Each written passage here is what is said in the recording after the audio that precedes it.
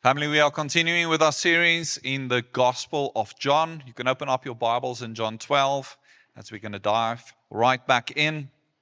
I want to share this morning by saying that the Bible is the infallible Word of God, and it has been said that if you cut the Bible anywhere, it bleeds. If you cut the Bible anywhere, it bleeds. What that means is anywhere in Scripture you can start to read, and you will read about the redemption story of God, the redemptive nature of God right through the Bible that ultimately points to the ultimate redemptive story of God, that is Christ and the blood of Christ. And the whole redemptive story of the Bible points to Christ.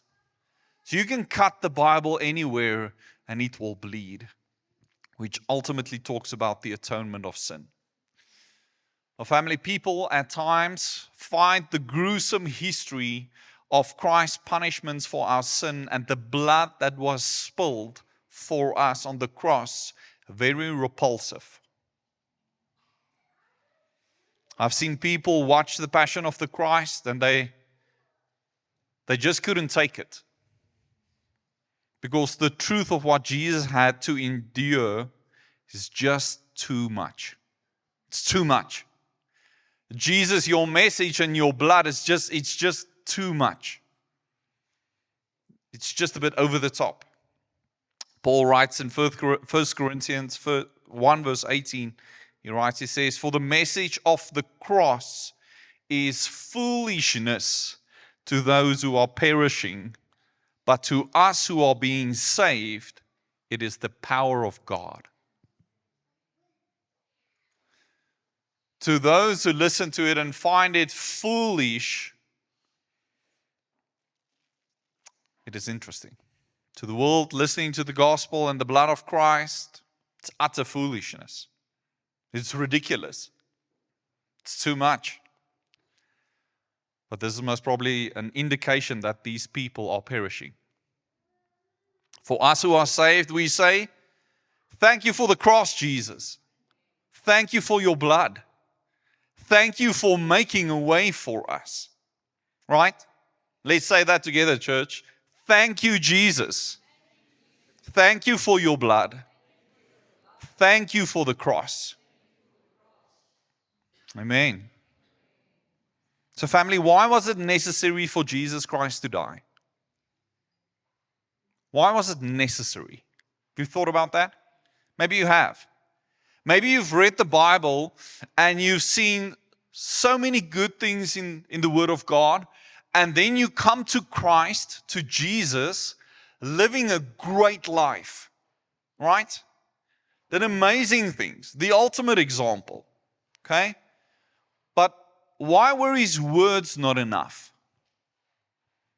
He gave the best sermons and he taught like no one could, right?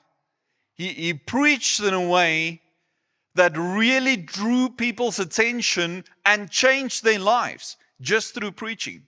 Why was that not enough? Why did Jesus have to go and die?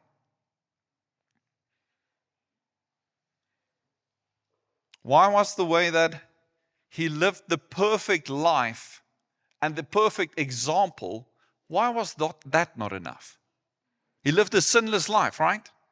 That's what God requested or said that we should live through the Old Testament. And when we look at that, why is it not enough that Jesus lived the perfect life? The perfect example. The one that if all of us imitate his life, would really make a significant change in your family, in your work, with children, with brokenness, caring for the orphan and the widow, assisting, all of that. Why living that lifestyle, why is that not enough? Why is it not enough? Well, Jesus answers this question, not in the way that we think, but in a very unexpected way. So you can turn in your Bibles to John 12. And we're going to pick up there from verse 20 where we left off last time.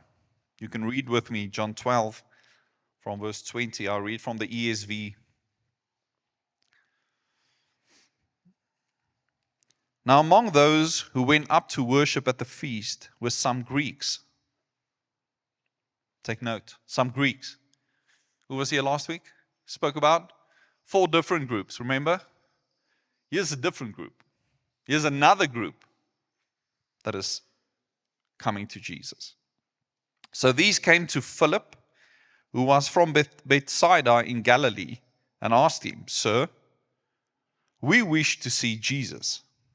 And Philip went and told Andrew, and Andrew and Philip went and told Jesus. And Jesus answered them, "The hour has come for the Son of Man to be glorified. Truly, truly, I say to you, unless a grain of wheat falls into the earth and dies, it remains alone. But if it dies, it bears much fruit. Whoever loves his life loses it, and whoever hates his life in this world will keep it for eternal life. If anyone serves me, he must follow me, and where I am, there will my servant be also. If anyone serves me, the Father will honor him. Now is my soul troubled, and what shall I say? Father, save me from this hour. But for this purpose I have come to this hour. Father, glorify your name." And then a voice from heaven, "I have glorified it, and I will glorify it again." The crowd that stood there and heard it said that it had thundered. Others said, "An angel has spoken to him." And Jesus answered, "This voice has come for your sake, not mine. Now is the judgment of this world. Now will the ruler of this world be cast out. And I, when I am lifted up from the earth, will draw all people to myself." He said this to show by what kind of death he was going to die. So family, remember for the last week, even the last month, in the Gospel, chapter 12 of John, we've been in the feast of Passover. It's the weekend, they all gathered, it's Passover, everybody's in Jerusalem, we are right there, and that is why all people are there. Okay, we saw last week Jesus came in on a donkey ride, okay, and everybody took palm branches, Palm Sunday, put it out, and they shouted, "Hosanna! Save us, Lord! Save us now!" They shouted to him. Okay? It's also the last Passover that Jesus will be at. It is the last week, and in a few days, Jesus will be hanging on a cross. Last week, we looked at 4 different groups, as I said, and this morning we are looking at another group, the Greeks. Another group, and this is John's way, how he writes the gospel. Jesus says something, and groups respond. And he constantly groups these people together as a response, just the way that John writes the Gospel of John. You will see that Jesus teaches something, a group responds, and then Jesus does something. There's an event that happens. And then Jesus teaches again, and there's a group who responds, and then Jesus does something again. That's the writing style of John in the Gospel of John as you read right through it. Now, there's very little information about this group of Greeks, okay? We don't know why they came. We don't know what they want to talk about, okay? The only thing we know is that they came to a guy named Philip. That's the only thing that the text gives us. And that's interesting because Philip is a Greek name, and also Andrew. So they come to Philip, and then Philip tells Andrew, and Philip and Andrew goes and tells Jesus, "Hey, Jesus, here's some Greeks. They want to talk to you." Okay? But interesting that Philip and Andrew are Greek names. It's not Hebrew names. Okay? So it could be that the Greeks knew Philip because he's Greek, or they just find it more appropriate to speak to another Greek. Okay? But we just don't know. The text doesn't say. But we do know that the text says that Philip came from a town, Bethsaida, which is on the shore of the Sea of Galilee, but it borders on Gentile territory. Okay? And that's important because close to it we find the Decapolis where the Greeks ruled. Okay? So Philip comes from this town and it borders on Gentile territory, which means they had most probably influence from the Hebrew people, okay? But also massive influence from the north, from the Greeks, from the Decapolis, and everything that's going on there. So, what happens here? They come to Philip and they ask to speak with Jesus. And then we find in verse 23, Jesus beginning with an answer. Do you see that? Did you read the question the Greeks had? No, they couldn't get to the question. Okay? Jesus just started answering this crowd. So what's going on here? Okay, because this is on the back of Jesus raising a guy who was dead for 4 days. Okay, remember? That news quickly spreads, and even the Greeks are in town to find out about this event.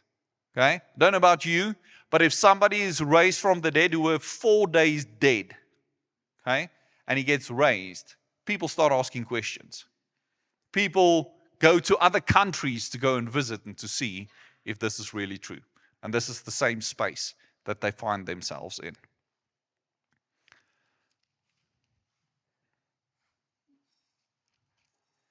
Verse 23, and Jesus answered them, the hour has come for the Son of Man to be glorified. Now this sentence would have brought a silence over the crowd. And after that, an applause. An applause. And the people were excited that finally the Messiah was going to establish the kingdom. The hour has come. Remember, right through the gospel, all the gospels, Jesus speaks and he does miracles and he said, please don't tell anybody, for my hour has not yet come. It's the theme. It's the build-up. And all of a sudden, here Jesus says, the hour is now.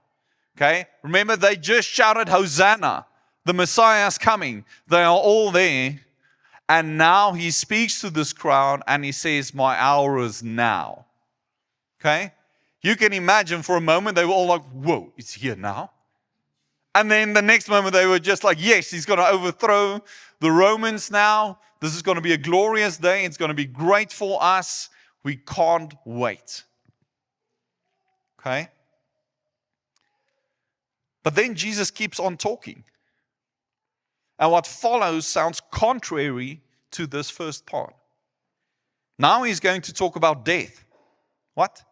Why is Jesus talking about death if he is announcing that he's going to establish his kingdom now? The hour has come. Now he's talking about a seed that needs to be put in the ground and buried, and you can't bring life unless he dies. And then he talks about, I'm lifted up, and John says he is speaking about his death. Not quite what the crowd was expecting, and they are actually shocked with what's going on. And we see three things that Jesus emphasizes here that I'm going to share this morning. First, his death was a priority. His death was a priority. It was all that Jesus was thinking about in this moment. It's the only thing. He has been talking about the hour that has not yet come, and now the hour has come. And the cross is set before him. His death is imminent. The Gospels make it clear as Jesus moves around, and then he sets his sight on Jerusalem. And once he's set in on Jerusalem, then he's going to face the cross. It's clear. He has one priority, and his priority is death. It's main priority. Verse 24, truly, truly, I say to you, unless a grain of wheat falls into the earth and dies, it remains alone. But if it dies, it bears much fruit. Whoever loves his life loses it. And whoever hates his life in this world will keep it for eternal life. If anyone serves me, he must follow me. And where I am, there will my servant be also. If anyone serves me, the Father will honor him. This is interesting because the Greeks came and they said they want to speak with Jesus, and then Jesus just starts with this death speech, right? They are here for questions about a guy most probably he raised from the dead, or they have other questions that we don't know about because they don't get to ask this question. And Jesus just starts with this death talk. Okay? Sounds so disconnected that this was not the reason or the question most probably on any of these Greeks' hearts. None of them came with a question about why Jesus is going to die. Jesus tells them that he's going to die. Why? Because Jesus is living by priorities. Jesus living by priorities. One of the most difficult things we can do as human beings is that we do not live by priorities. We want to, we try to write down priorities, and then we try to make our decisions, our finances, our calendars, our things that we do. We really try our best. And some of us are really good at it for half of our week. Right? Okay? Your priorities remain as long as it is possible and that it's not really going to cost you something. Right? Then I will stick to my priority. But otherwise, priorities don't really stick. But Jesus living by priorities. Okay? He prioritizes this as a conversation, bringing them to a place where they should understand that this should be their priority. You have questions. Keep your questions. I have an answer for you. I have a thing that should be a bigger priority in your life than the questions that you have. Do you have questions for God? Do you have questions for God? God has different priorities than us. Jesus brings a priority conversation before the questions that's being asked. Do you see that? We sometimes have so much questions that we don't even get to priorities, because before I get an answer on my priority, I will not going to do that thing. Okay? We often find ourselves there. I find myself there. Okay? Where I'm just like, I really want to prioritize things in my life, but Lord, help me. I'm going to fast, I'm going to pray, I'm going to seek an answer, and then sometimes a week goes past and I don't get an answer, and I just get a clarity on who God is, and I was like, that was totally not the question I was asking even this week. But God has different priorities. His priorities are more important. And what we need to do is we need to realign ourselves to God's priorities above our questions. Right? How difficult is that? So, what was Jesus' priority? Death. Death. The main reason Jesus came to the earth was to die. It's the main reason he came. He came to die. He didn't come to live the perfect life. He didn't come to do that. He did all of that. But the main reason he came was to die. That's why when he asked Peter who he is, and he says, you are the Messiah, the Son of the living God. And he says, and on that statement, Peter, I will build my church. And then he continues to tell him about the fact that he needs to go and die. And Peter says, Lord, you will never do that. And what does Jesus say? Get behind me, Satan. For that is the reason that I came. The reason Jesus came is to die. It's priority. This image Jesus gives is very simple. When you take a seed, you don't see any potential, right? Okay, all the farmers here, everybody who's seed, if you keep that seed in the bag, what's going to happen to it? Nothing. Right? There's no potential in seed. But if you take seed and you place it in the ground, you cover it, When you give it water, what happens? It decomposes. The seed needs to decompose, and after a period of time, life emerges, and from it comes out of the ground, resurrected, and a lot of life comes from it. And most probably not only one piece of life, but abundance comes from that. It's interesting that it's not just one life. From it comes abundance.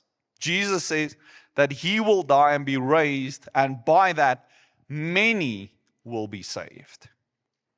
The Greeks come and they want to speak with Jesus, but Jesus wants to reach more than just these few Greeks. He wants to reach the ends of the world. Jesus lives by priority. The second point is that Christ's death came with agony. Came with agony. Simon unpacked this in great detail for us over Easter time. If you've missed that, I would really encourage you to go and listen to that sermon over Easter on exactly what Jesus had to go through and what he had to endure at the crucifixion.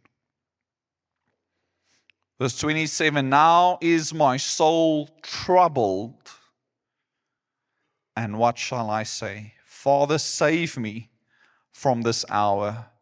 But for this purpose I have come to this hour. Now my soul is troubled. The word Jesus uses a word with a loaded meaning when he says, my soul is troubled. The Greek word tarasso means to shake up or to stir up. It's literally like something in the kitchen that you will shake up or stir up. It means to be agitated, unsettled, spiritually distraught. The word was used even when the disciples saw Jesus walking on the water and they were terrified, they were agitated. It uses the same word tarasso, that what happens on the inside of them, the turmoil inside of them, is what Jesus is experiencing. Jesus says that now my soul is spiritually, mentally agitated, unsettled. Why did he feel that? Why did he experience this in this moment? Why, if Jesus is God in human flesh and he knew he was going to be raised up from the dead, why was he so unsettled? And I'm going to leave this for us as a question and a discussion point this week in small group. Because I believe it's something for you to wrestle on. Something for you to really sit in and ask the Lord to take you through that emotion and everything that Jesus experienced. So family, look forward to studying this at length in small group this week. The last point that I want to focus on is that his death accentuated glory.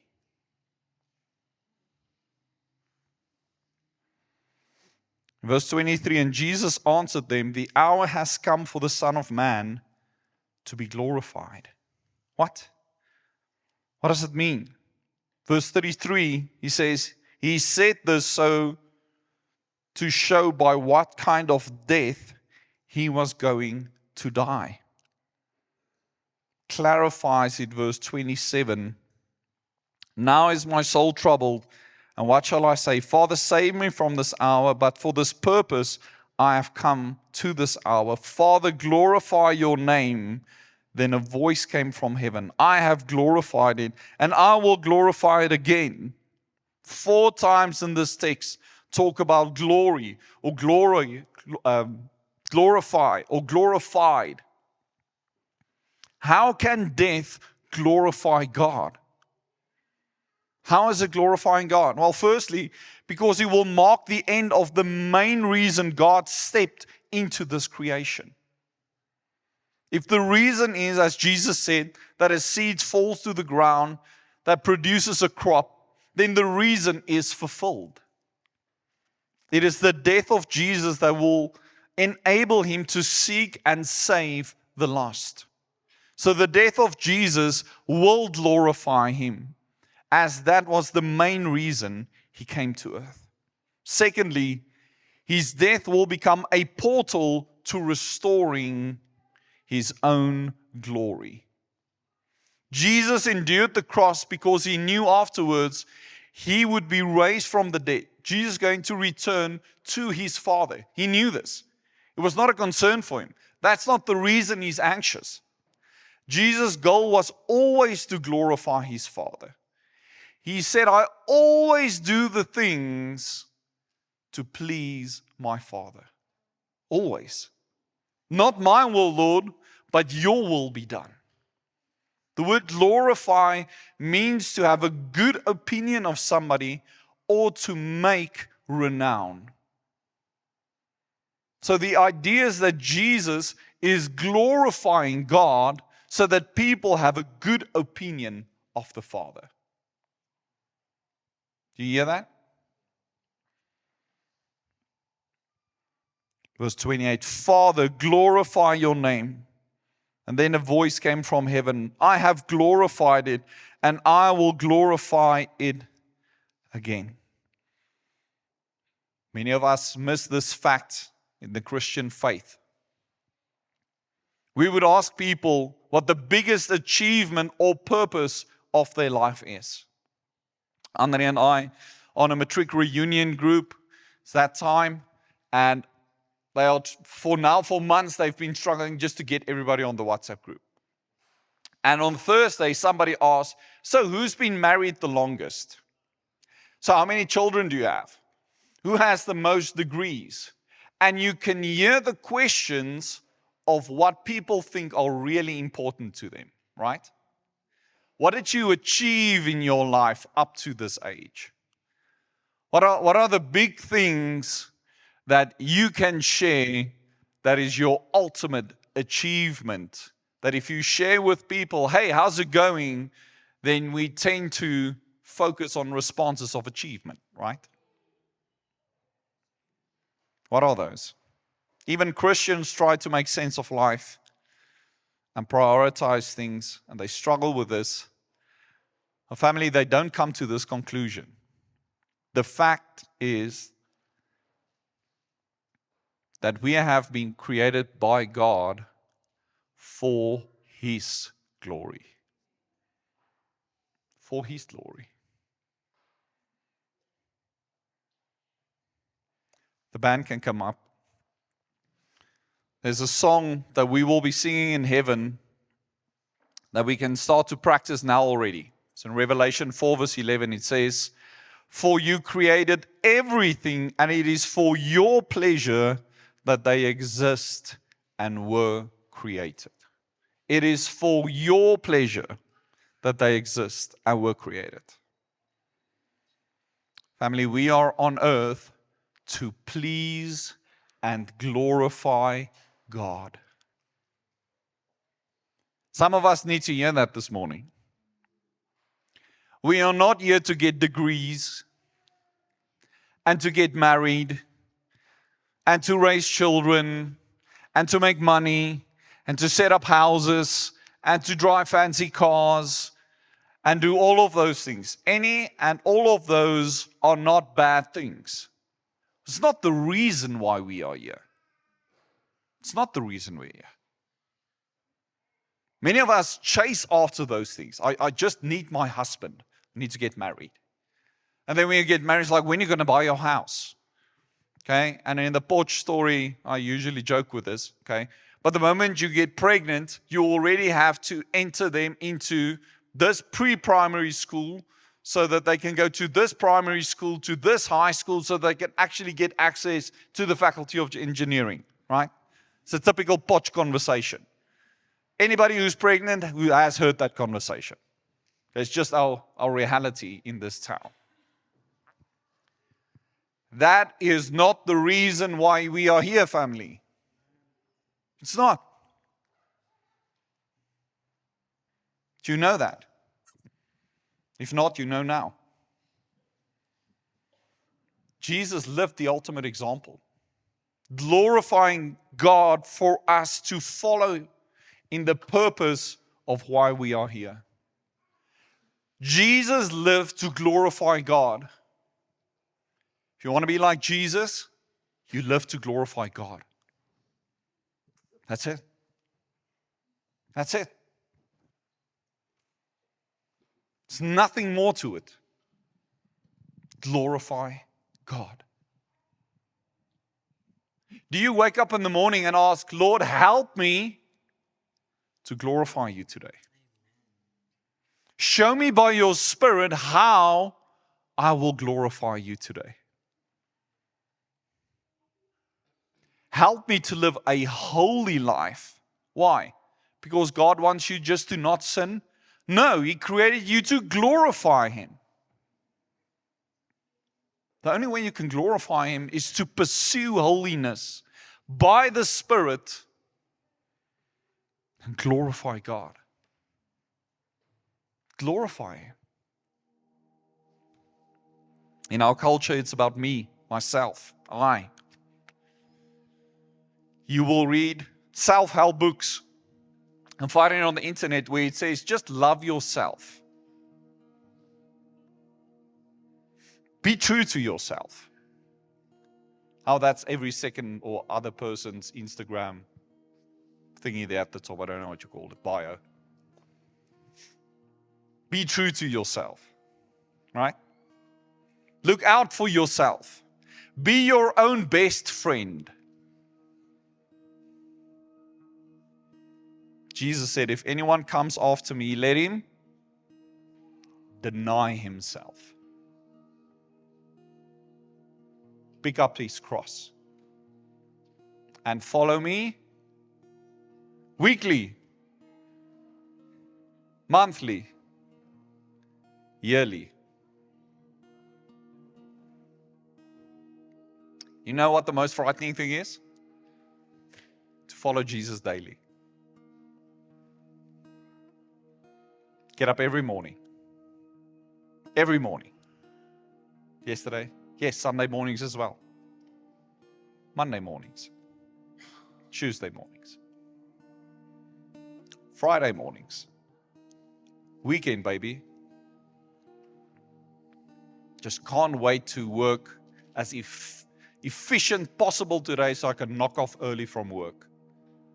So I can do what? Glorify God? No. It's not even on our priority list.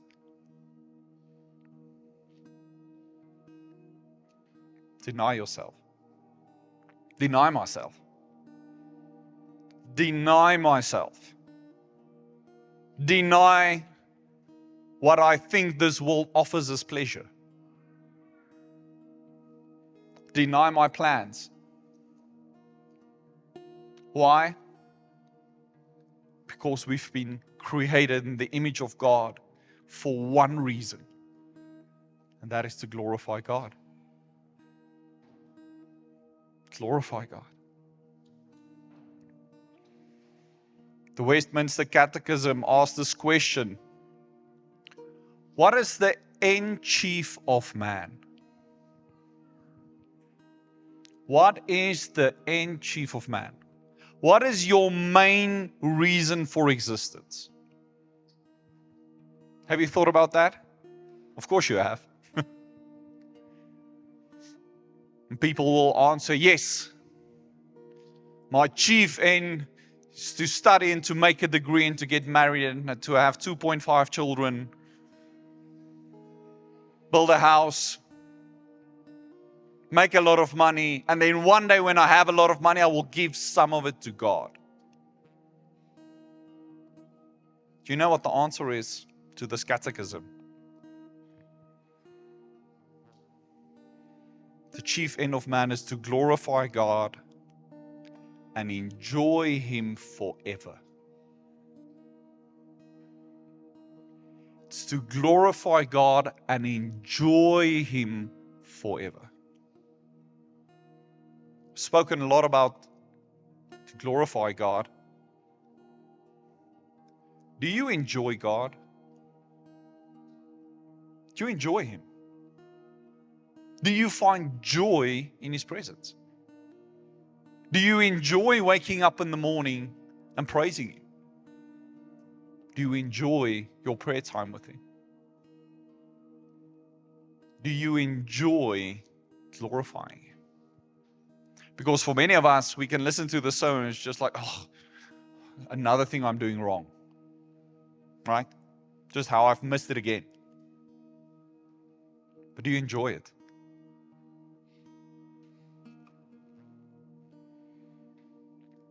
Family, if you really glorify God in the way that He has created you to, you will enjoy it. It means that if you do not enjoy it, there's something missing in a realignment that God wants to bring you into to glorify Him, and that you will have full joy by the Spirit of God on the inside of you when you glorify Him. Right? Some of us need to reprioritize. But some of us also need to find joy. Why did Jesus have to die on the cross? To glorify God. Our stories of the gospel is that Jesus died on the cross to save me. Right? Yes. By glorifying God, dying on the cross, He made a way for us. But the main reason Jesus came is to glorify God. It's to glorify God. You can stand with me. Family, we can start today to deny ourselves and pick up our crosses and follow Jesus daily. You can start that now. You know that? Maybe we just need some realignment again. Maybe we just need some realignment that we know who Jesus is and we're thankful for the cross. We're thankful for salvation. We thank you for the Spirit. We're thankful for the gifts. We're thankful for all of that. But our chief aim in life, we've missed. To glorify God and to enjoy Him forever.